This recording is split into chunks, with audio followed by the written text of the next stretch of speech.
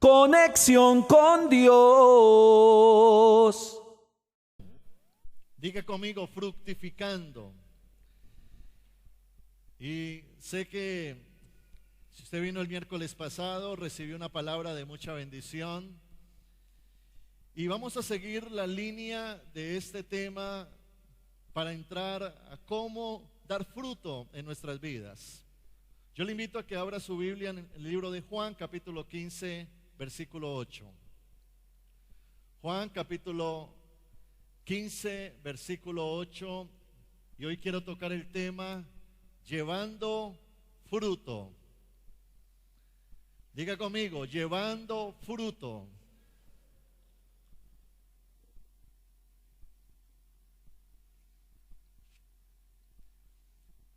Juan capítulo 15, versículo 8. Dice la Biblia: en esto es glorificado mi Padre, en que ¿llevéis qué? No solo fruto, sino mucho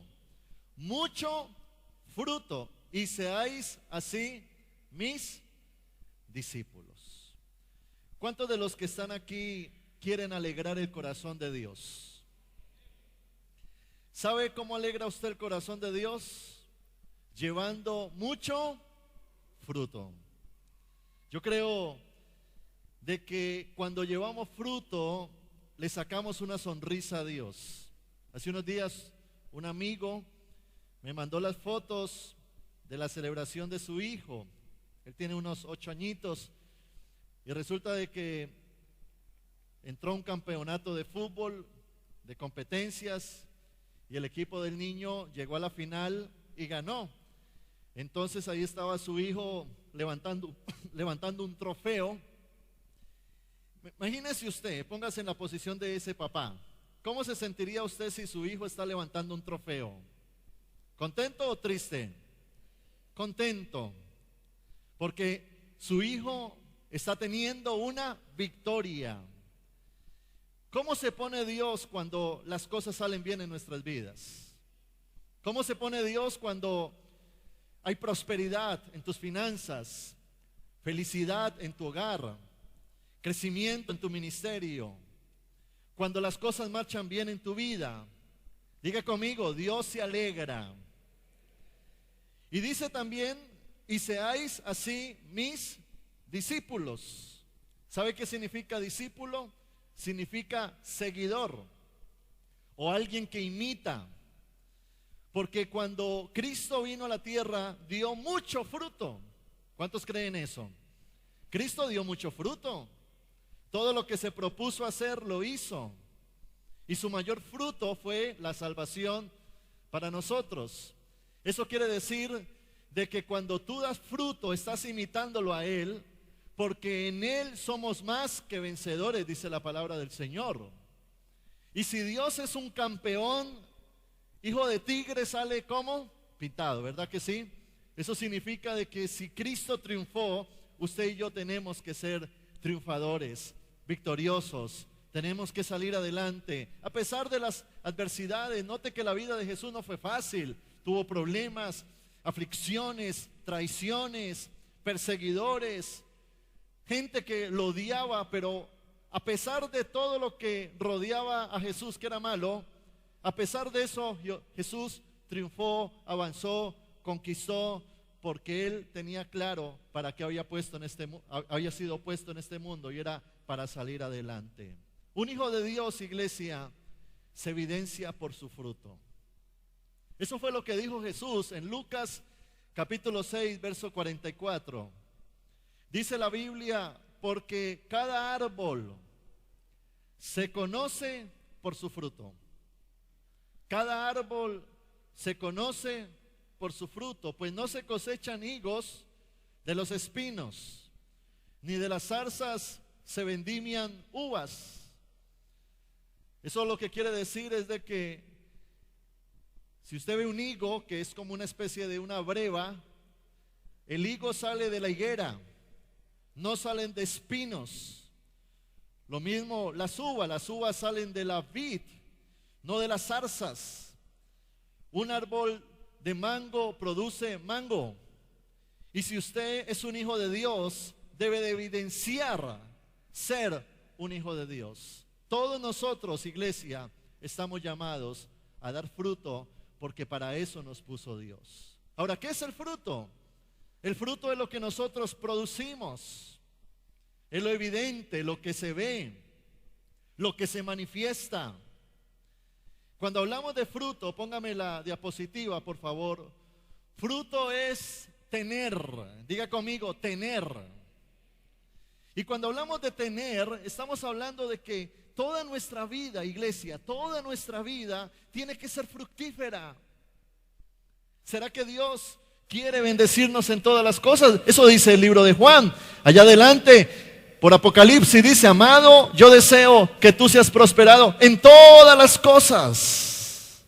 Que tu familia esté bien, que no andes raspando la olla, sino que haya prosperidad.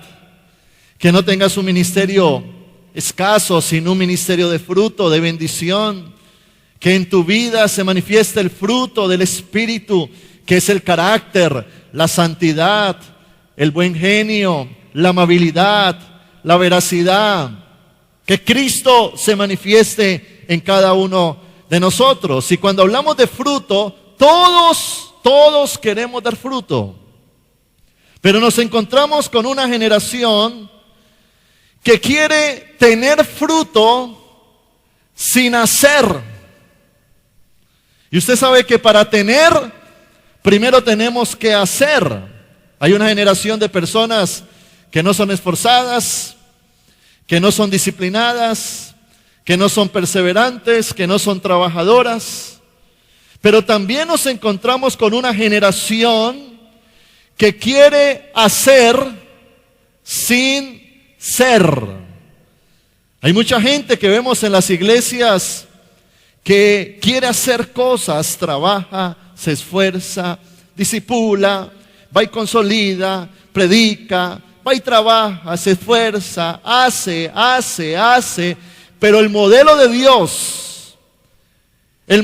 Dios para tener, para evidenciar el fruto, para que salga el higo, para que salga el mango, para que salga la uva, para que salga la prosperidad, el crecimiento, la bendición, es el que usted ve en las pantallas. Primero tenemos que ser, para luego hacer y luego tener. Hoy precisamente quiero hablarle de lo que produce un fruto. Y vamos a centrarnos a partir de este momento en el ser. Luego hablaremos en otra enseñanza del hacer y del tener. Pero hoy le quiero hablar de lo primero que se necesita para dar fruto y que ese fruto permanezca, y tiene que ver con el ser. Muy bien. Cuando Dios llamó al pueblo israelita que estaba en la cautividad de Egipto, lo llamó para fructificar. Dice la Biblia que Israel llevaba más de 400 años en Egipto. Es decir, que por muchas generaciones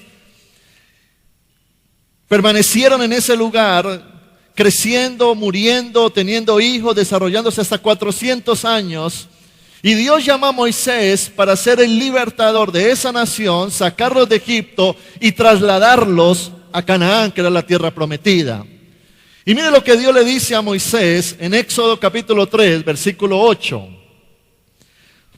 Dice la Biblia, Dios a Moisés: y he descendido para librarlos de mano de los egipcios y sacarlos de aquella tierra, una tierra buena y ancha, a tierra que fluye leche y miel, a los lugares del cananeo, del eteo, del amorreo, del fereceo, del heveo y del jebuseo. Míreme acá. Cuando leemos esta historia nos damos cuenta de un Dios que quiere entregar cosas a su pueblo, que quiere producir fruto en esos que en ese momento eran esclavos. Pero todos sabemos que el cumplimiento de esa palabra, para que se diera, fue un proceso que duró más de 40 años. Dios le prometió algo, pero el cumplimiento duró 40 años. Por supuesto, fue un tiempo en que Dios llamó a Moisés, lo convenció, lo llevó a Egipto. Luego llega Moisés a Egipto y tiene que tratar al faraón porque era un hombre muy duro. El pueblo comenzó a ver la manifestación de Dios.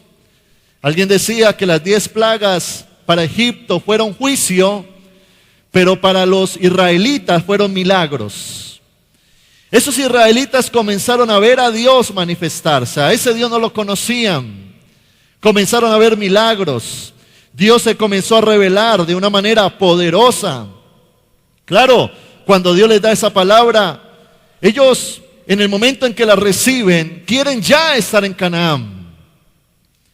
Llegó Moisés, ellos estaban en esclavitud, les dice, Dios los va a sacar ya y los va a establecer en la tierra prometida. Y ellos ya querían estar allá, ellos ya querían ver el fruto en sus vidas. Pero cuando Dios piensa en ellos, les muestra qué pueden tener, pero lo primero que hace es formar en ellos un nuevo ser. Para entender esto vamos a estudiar a profundidad lo que ha pasado desde el Génesis y por qué Dios necesita que nosotros seamos para que luego tengamos. En el libro de Génesis, en el capítulo 1, versículo 26, dice la Biblia que Dios nos creó conforme a imagen y semejanza de Dios. Mire lo que dice. Entonces dijo Dios, hagamos al hombre a nuestra imagen, conforme a nuestra semejanza, y señoree en los peces del mar, en las aves de los cielos, en las bestias, en toda la tierra y en todo animal que se arrastra sobre la tierra. Hay dos palabras que nos muestra este texto que son claves. Dios le dice, los voy a hacer conforme a nuestra imagen. Es decir, el ser, lo que ustedes van a hacer, va a ser igual a lo que nosotros somos. Está hablando de Dios. Y de esa manera señoreen. Dios les está diciendo, voy a hacerlos conforme a mi imagen para que señoreen. Para ellos tener poder necesitaban ser como Dios. Pero todos conocemos qué pasó con el pecado de Adán y Eva. Satanás influyó en ellos, se dañó la obra maestra. Ese ser que Dios creó se deterioró por el pecado. Es como uno coger un carro de carreras, desbaratarlo, desvalijarlo y ahora ponerle piezas chinas. Ese carro no va a poder fluir de la misma manera, no va a poder andar, correr, ganar trofeos, porque hubo una avería, un daño. Y eso fue lo que pasó en el tiempo de la creación. Dios creó al hombre, el ser, a imagen y semejanza de Dios, pero el pecado deterioró ese plan original. Y note lo que dice en Génesis 5, versículo 3. Ya cuando Adán estaba despojado del paraíso, y vivió Adán 130 años, y engendró un hijo a su semejanza, conforme a su imagen, y llamó su nombre Set. Los hijos de Adán no fueron conforme a semejanza de Dios, sino conforme a la imagen y semejanza de Adán. ¿Y quién era Adán en ese momento? Un hombre caído. Un hombre en el que ya había pecado. Y ya sus hijos no nacen conforme a la imagen de Dios, sino conforme a la imagen de un hombre caído. Por eso dice en el libro de Romanos 5:12, por tanto como el pecado entró en el mundo por un hombre, y por el pecado la muerte, así la muerte pasó a todos los hombres, por cuanto todos pecaron.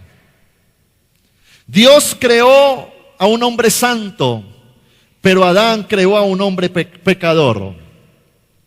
Y ese hombre pecador ya no era señor, sino esclavo. Porque el pecado esclaviza.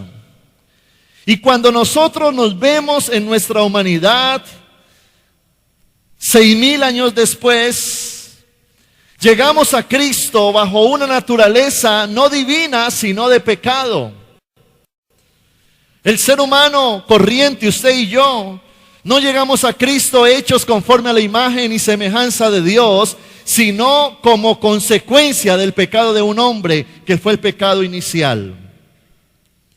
Y allí es cuando nos encontramos con Dios. Y seguramente usted llegará a Cristo en el momento en que aceptó al Señor, en el momento en que lo recibió en su corazón, cuando usted fue al encuentro, cuando usted comenzó a ayunar, a leer la palabra del Señor. Dios le comenzó a dar palabra, Dios le comenzó a dar revelaciones, Dios le comenzó a dar promesas. ¿Recuerda usted cuando Dios le comenzó a hablar a su vida? ¿Recuerda usted cuando usted conoció al Señor por primera vez, entró en el primer amor? Yo le hago una pregunta, ¿Dios le comenzó a hablar a usted, a darle promesa? Levánteme la mano si es así. ¿Sí? ¿Lo hizo? Yo recuerdo mis primeros tiempos de cristiano, hermano, Dios me hablaba muchísimo. Yo comencé a leer la Biblia. Recuerdo que yo soñaba y amanecía al otro día y Dios se revelaba en sueños. En algunas ocasiones que yo estaba orando, ayunando, Dios me mostraba visiones. Dios comenzó a confirmar esas visiones, sueños con hombres de Dios. ¿A cuántos de ustedes Dios les ha confirmado por medio de hombres de Dios cosas? A ver, levánteme su mano. ¿Cierto que Dios habla? Y claro, la naturaleza humana dice: lo que Dios me dijo, lo quiero tener ya. Dios me prometió un hogar, lo quiero ver ya. Dios me prometió finanzas, las quiero ver ya. Dios me prometió un ministerio grande, lo quiero ver ya. Esa parece ser nuestra realidad humana. Pero Dios piensa distinto. Dios está más interesado en lo que nosotros somos que en lo que nosotros podamos tener. Nosotros queremos el tener, no el ser. Por nosotros que Dios obviara el ser y nos diera todo. Porque el ser humano quiere tener. Nosotros queremos ya ver. El que recibe la promesa del ministerio grande quiere ya llegar el viernes a su grupo vida, hermano, que como en los tiempos de Jesús ya no quepa nadie en esa casa, y si hay un enfermo que lo metan por el techo y caiga y ¡pum! Levántate. Eso queremos, ¿verdad que sí? Queremos ya el carro en 3 meses, queremos ya la casa en este año, queremos.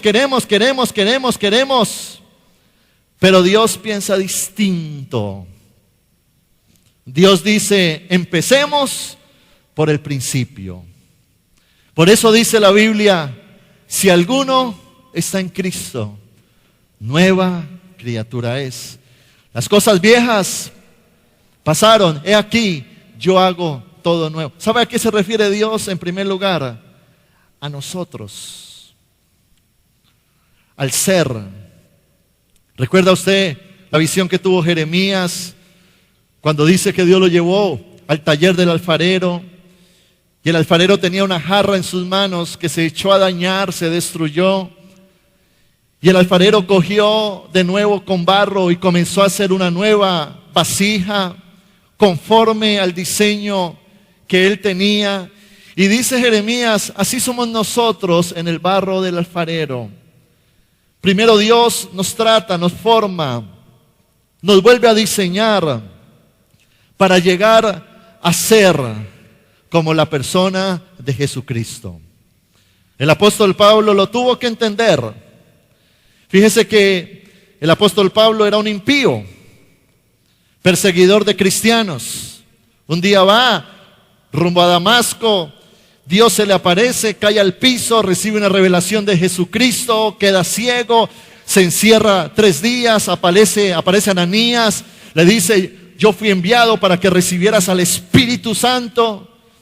Él en ese momento recibió la revelación de Cristo, fue empoderado por el Espíritu Santo. Dios se le aparece y le dice: tú vas a ser un siervo mío a las naciones, vas a estar enfrente de reyes, de gente poderosa, te voy a usar de una manera grande. ¡Wow! Todo eso en 3 días. Y Pablo se levanta al 4.º día y se va para Jerusalén. Y va a la plaza principal y se pone allí frente a un altar, a unas piedras alto, y comienza a predicar: Jesucristo es el Señor. ¿Y sabe qué pasó? Lo apedrearon. ¡Pum! Una piedra cae. Y yo me imagino, uy, un chichón. ¡Pum! Otra. ¡Pum! ¡Pum! ¡Uy, no, vámonos! Pablo salió corriendo. Y yo me imagino ya encerrado en su casa diciendo: uy, Señor, ¿qué pasó? ¿Qué pasó, Señor? Tú no me dijiste pues que yo iba a ser un predicador a las naciones, y me le paro aquí a un poquito y ya me están matando. ¿De qué se trata esto, Dios? Dice la Biblia que Pablo, después de esto, se aleja y se va a un desierto en Arabia. Algunos dicen que pasó como 14 años. Luego un hombre de Dios lo trae, lo acoge, y Pablo, después de 14 años en un desierto, empieza su ministerio, diciendo una frase cúspide del Evangelio, donde la Biblia lo expresa así: ya no vivo yo, mas Cristo vive en mí.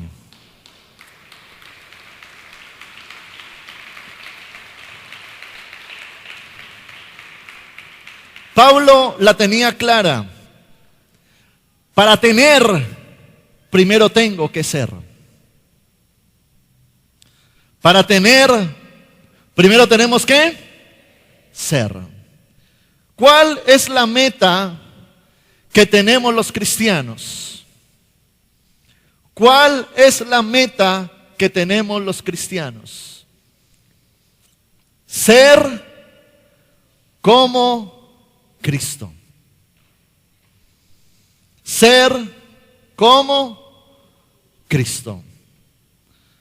Ese es el punto de partida para que nosotros podamos tener todo lo que Dios nos quiere entregar. ¿Ser como quién?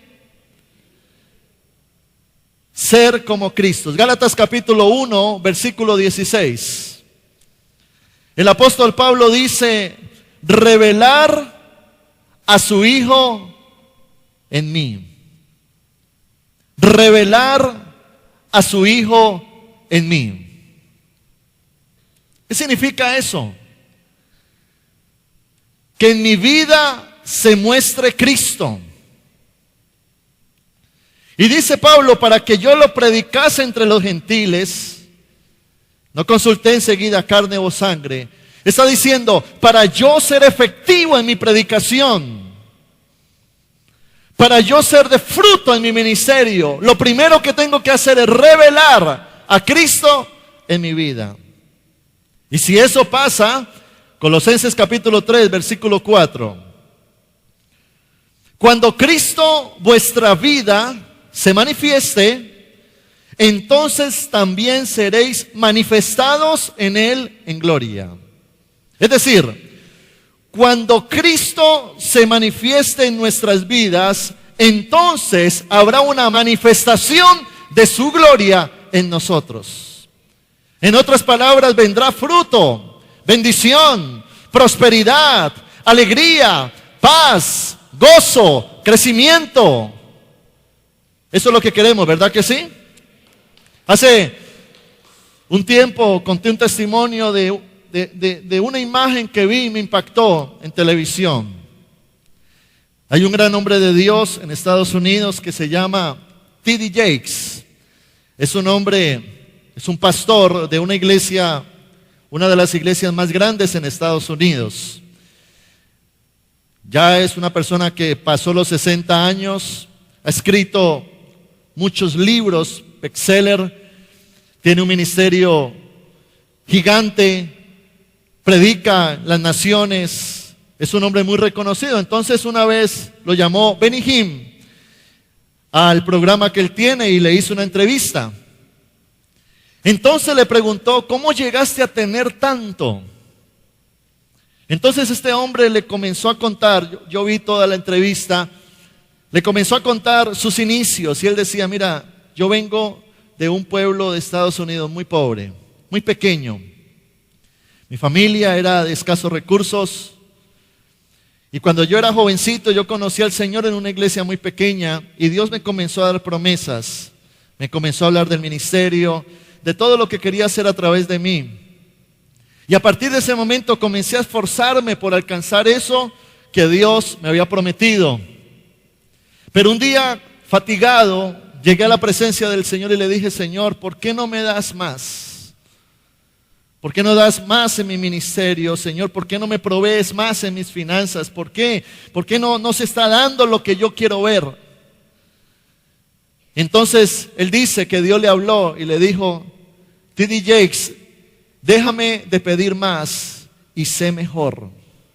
Porque si tú eres mejor, yo te daré más. Y eso fue una revelación para él, porque a partir de ese momento él decía, mi oración cambió. Y yo a partir de ese momento le dije, Señor, hazme mejor, porque si yo soy mejor, tú me darás más. Y él expresa que llegó a tener todo lo que ha alcanzado, porque se enfocó en ser mejor. El ser no tiene que ver con el tener. El tener es producto del ser. Cuando nosotros somos, hermano, las cosas se van a comenzar a dar. Por sí solas, el crecimiento Dios lo va a añadir. La bendición Dios la va a añadir. La prosperidad va a llegar. Pero allí es cuando la Biblia dice, mire, Colosenses capítulo 3, versículos 5 al 10. Colosenses 3, versículo 5. Dice la palabra, haced morir pues lo terrenal en vosotros. Haced morir lo terrenal. ¿Qué es lo terrenal? La simiente o el producto de Adán y Eva. La consecuencia del pecado, la generación que traemos, el orden genealógico, lo que somos, como llegamos a Cristo. Dice Pablo, haced morir pues lo terrenal en vosotros, fornicación, impureza, pasiones desordenadas, malos deseos y avaricia, que es idolatría. Cosas por las cuales la ira de Dios viene sobre los hijos de desobediencia, en las cuales vosotros también anduvisteis en otro tiempo cuando vivías en ellas. Pero ahora dejad también vosotros todas estas cosas, ira, enojo, malicia, blasfemia, palabras deshonestas de vuestra boca. No mintáis los unos a los otros, habiéndoos despojados del viejo hombre con sus hechos. Versículo 10, y revestido del nuevo, el cual, conforme a la imagen del que lo creó, se va renovando hasta el conocimiento pleno. ¿Qué necesitamos? Según esta palabra, necesitamos morir.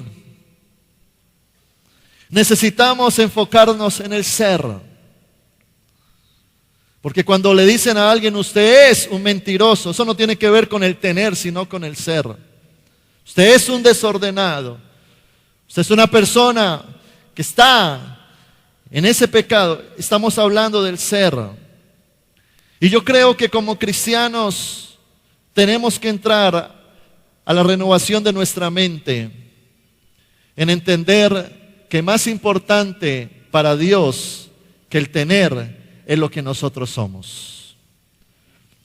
Cuando Moisés entró al desierto con todo el pueblo israelita, ellos cruzaron el Mar Rojo y a los siguientes días Dios les dice, manden a 12 espías para que vayan a Canaán e inspeccionen la tierra que yo ya les entregué.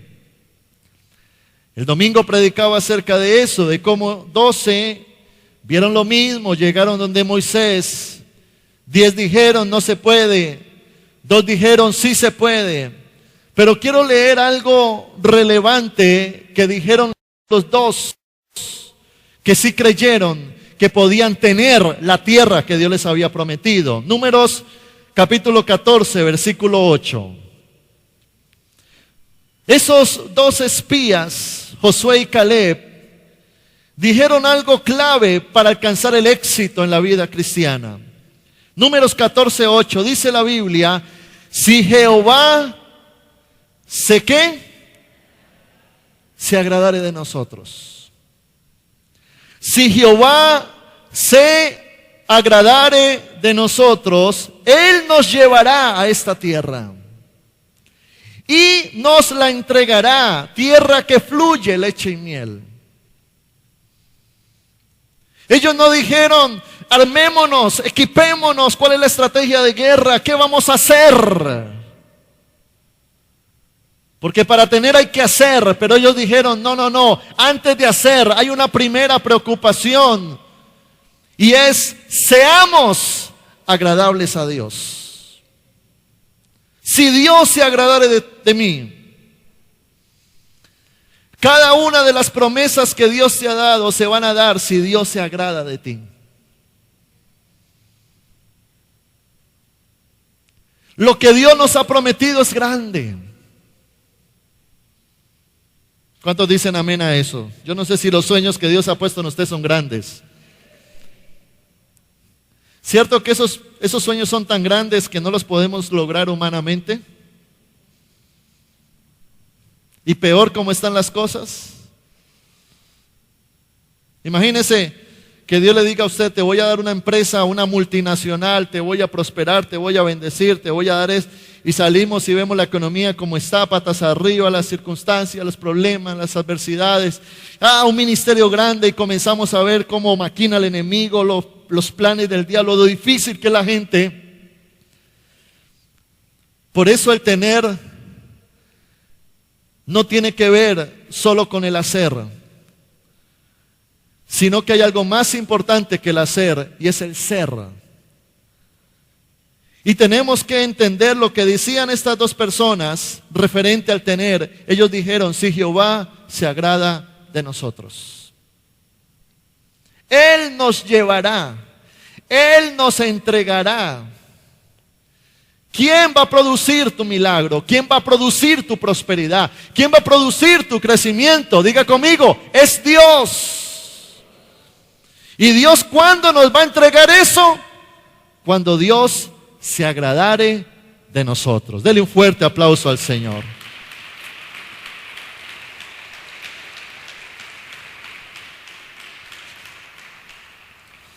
En una predicación, el pastor de la iglesia más grande en el mundo, el pastor Paul Yonggi Cho, decía, siempre que me invitan a algún lugar me preguntan lo mismo, ¿cómo crecimos tanto? Y les voy a dar la respuesta que yo les he dado a todos, decía él. Cuando dijeron eso yo me quedé expectante. Qué buena respuesta para conocer un secreto. Y entonces él respondió y dijo, nosotros hemos crecido tanto porque Dios ha tenido a voluntad hacerlo. Esa respuesta para muchos suena muy espiritual, pero es la realidad de las cosas.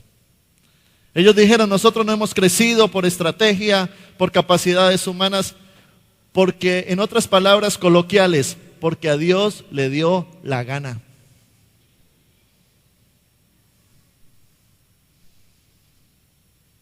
Y allí es cuando entendemos los conceptos de Dios.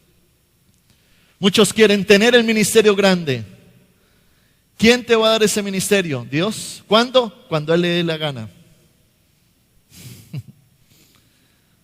Algunos llegan, Señor, yo quiero tener una familia.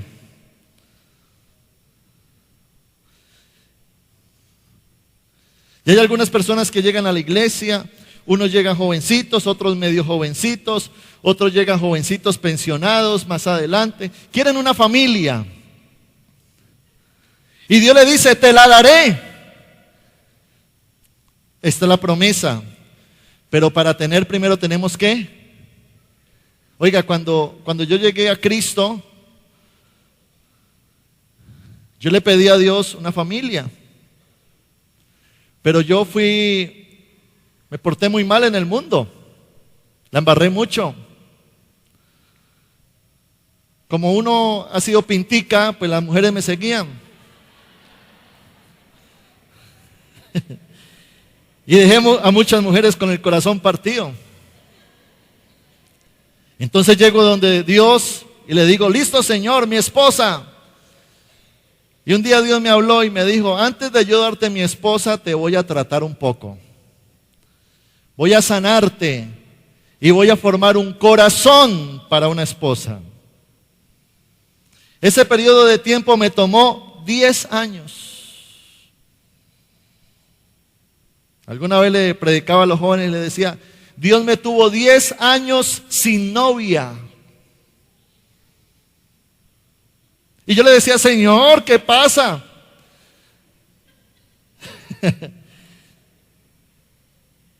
Y Dios me decía, mi hijo, lo estoy formando. Lo estoy preparando.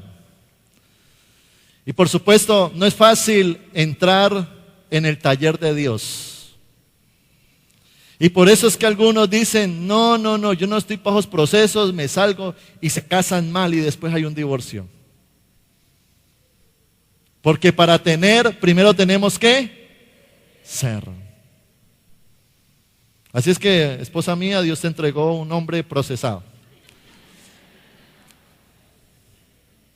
Y gracias a Dios, ya estamos para el 7º año de matrimonio y tenemos un hogar feliz. Bendecido por Dios.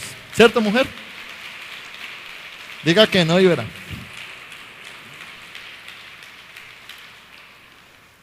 Es como la salud. Dios dice, si usted quiere una buena salud, usted tiene que ser disciplinado. ¿Sabe usted que la sanidad es un milagro, pero la salud es una recompensa? Si usted no se quiere enfermar mañana, cuídese hoy. Y allí es cuando Dios nos exhorta ¿a qué? A que nosotros seamos personas formadas por Dios. ¿Sabe que en la Biblia el dinero no es una meta? ¿No es un objetivo de vida? ¿Sabe que el dinero en la vida Dios lo da a la gente que está encaminada en un propósito divino? Y que Dios nos da de acuerdo a nuestra necesidad. Dios a sus hijos no le dan lo que le piden, sino lo que ellos necesitan. Pero según la Biblia, Dios nos ha prometido prosperidad, pero no para que nosotros la busquemos, sino para que la prosperidad a nosotros nos busque. ¡Wow! Diga conmigo, ¡wow! ¿Cómo así? Deuteronomio 28, versículo 2. Deuteronomio 28, 2. Y vendrán sobre ti todas estas bendiciones y te alcanzarán si oyeres la voz de Jehová tu Dios. La bendición tiene que seguirte y ojalá te alcance. La prosperidad no se busca, la prosperidad es resultado del ser. De nosotros, hermano, parecernos a Cristo. Alguien dijo, si usted quiere ser más profundo, primero tiene que ser ancho. Y eso significa de que si Dios, o si tú quieres que Dios ponga cosas grandes en ti, entonces primero enfócate en el ser para que luego lo que tú hagas, Dios lo prospere y el tener llegue como consecuencia de la bendición de Dios sobre tu vida.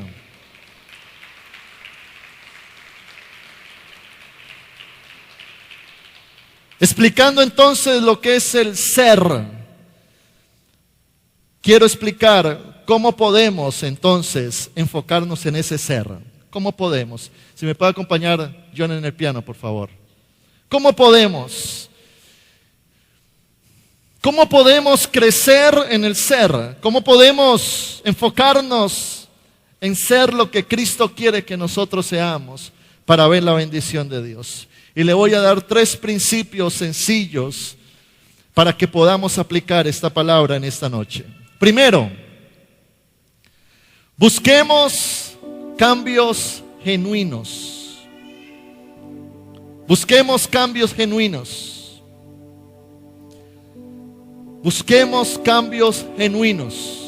Efesios capítulo 4, versículo 22. Entremos a la palabra. En cuanto a la pasada manera de vivir, despojaos del viejo hombre que está viciado conforme a los deseos engañosos.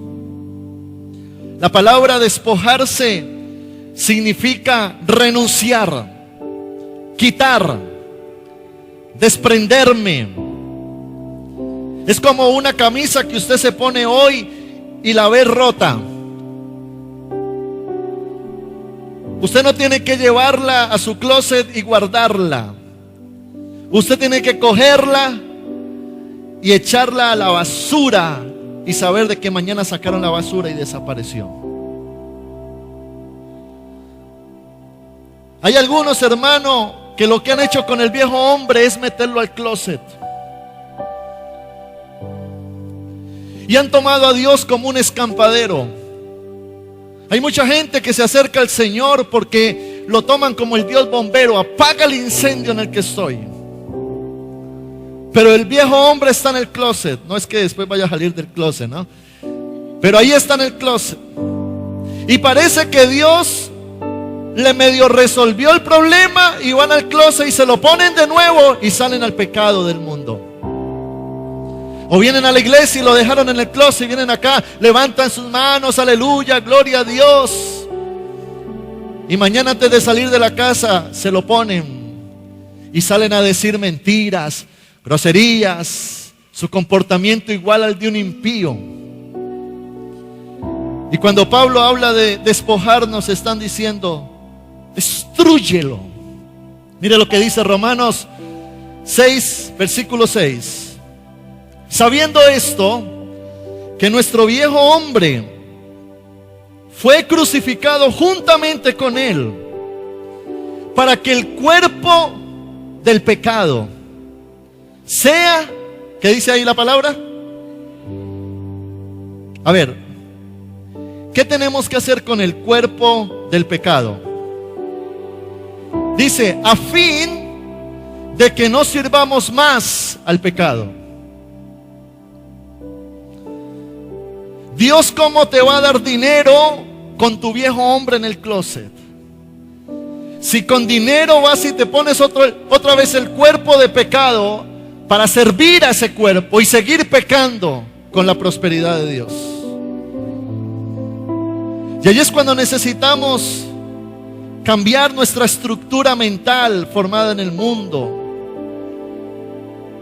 Las mañas. ¿Cuántas mañas traemos? ¿Cuántos de ustedes son mañosos? Ninguno. Wow. Allá levantó las dos manos el hermano. Gracias por la honestidad. ¿Cuántos pecados traemos como hábitos? Dios no quiere cambios temporales. Dios quiere cambios permanentes. Así es que lo primero que Dios nos pide que es buscar cambios genuinos. Y allí es cuando entramos a procesos de liberación, de consejería, de transformación. Hay veces ese cuerpo de pecado está arraigado a nosotros, y el soltarlo, el crucificarlo, el despojarnos, nos puede tomar aún años. Pero tenemos que tener una mente donde digamos, yo quiero ser como Cristo. Esa es mi meta. Y allí es cuando tú vienes a la iglesia, te consagras, vas a un encuentro, te dispones para una liberación. Si estás con luchas, pides consejo, pides que te ministren, pero no nos dejamos gobernar por el pecado, sino que luchamos por una vida en santidad como Dios quiere.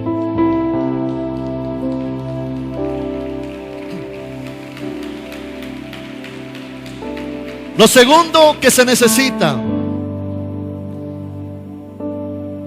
perfeccionemos la santidad. Diga conmigo, perfeccionar la santidad. Segunda de Corintios 7, versículo 1. Así que, amados, puesto que tenemos tales promesas, limpiémonos de toda contaminación de carne y de espíritu, perfeccionando ¿qué? La santidad en el temor de Dios. ¿Sabe qué significa perfeccionar? Cada día hacer más visible mi santidad. Buscar la santidad. ¿Sabe qué significa la palabra santidad? La palabra santidad tiene dos significados: apartado de y apartado para. Apartado del mundo y apartado para Dios. Ahora hay que entender que la santidad no es un estado, la santidad es un proceso. Diga conmigo, proceso.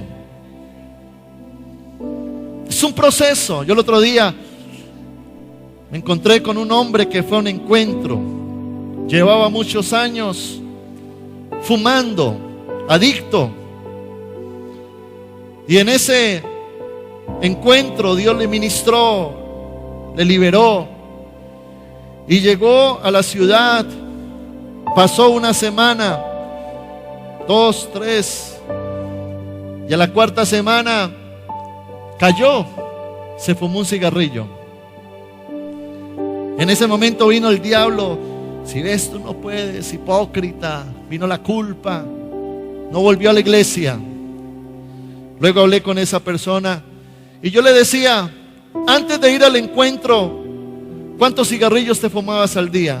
Una cajetilla, 20. Y por un mes, imagínese cuántos cigarrillos se fuma una persona en un mes. 30 por 20, ¿cuánto es? 600. Wow. Oiga, una chimenea completa. 600 cigarrillos. ¿Será que esa persona estaba creciendo en Dios?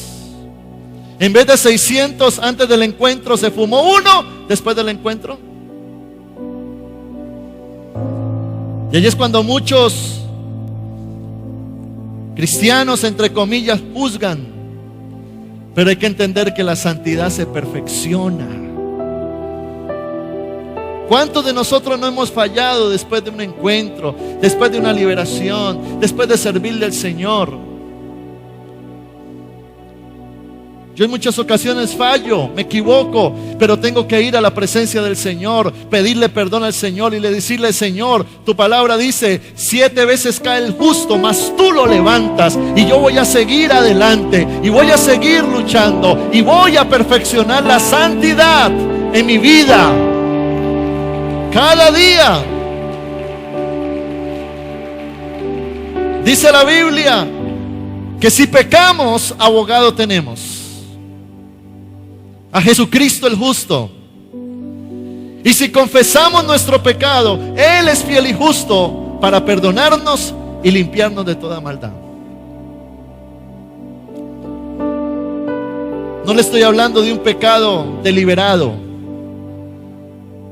Le estoy hablando de una situación que puede ocurrir en cualquiera de nosotros. Pero una persona que quiere ser, entiende que la santidad se perfecciona y la busca. Cada día quiero ser más como Cristo.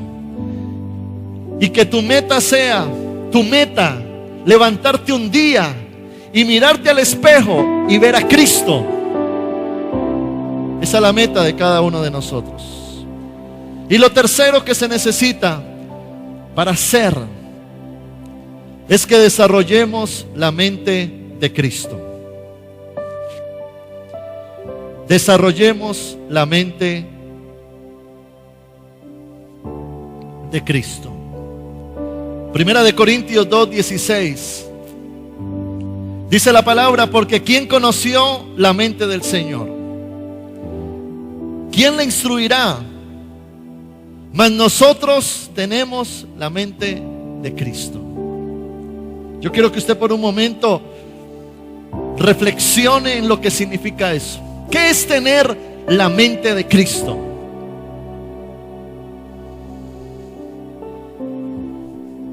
Eso lo entendemos cuando la Biblia dice que cuando Dios nos da su Espíritu, nos convierte en uno con Él. Pablo dice, si alguno está en Cristo, no con Cristo, sino en Cristo, dentro de Él. Dios conmigo, yo con Él, Él está dentro de mí, somos uno. Y tener la mente de Cristo es pensar como Cristo, ver como Cristo, hablar como Cristo, ver las cosas como Cristo.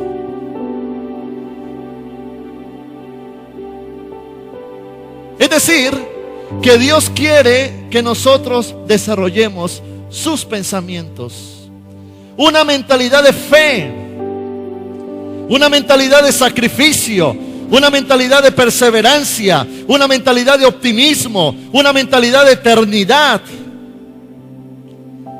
¿Y cómo lo logramos? Cuando nos metemos con la palabra de Dios.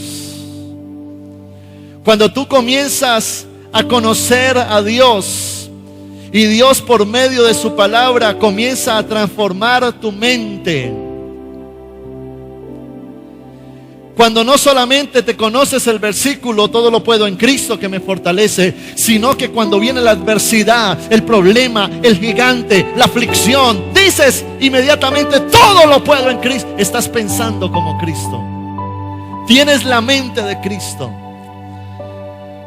Cuando viene la enfermedad a tu cuerpo, o a un hijo, o a tu esposo, a un familiar, e inmediatamente dices, por las llagas de Cristo, Él es sano. Tienes la mente de Cristo.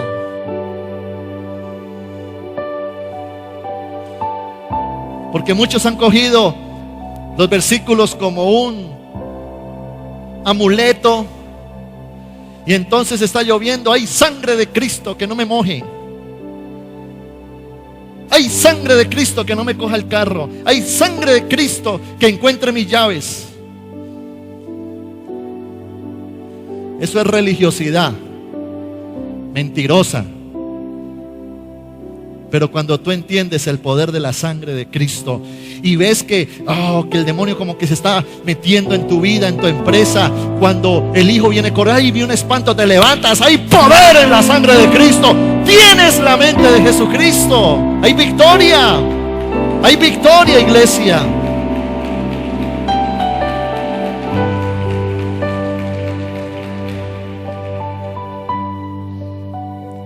Por eso el fruto primero debemos darlo en lo que somos. Ser para tener. Diga conmigo eso, ser para tener. Ser para tener.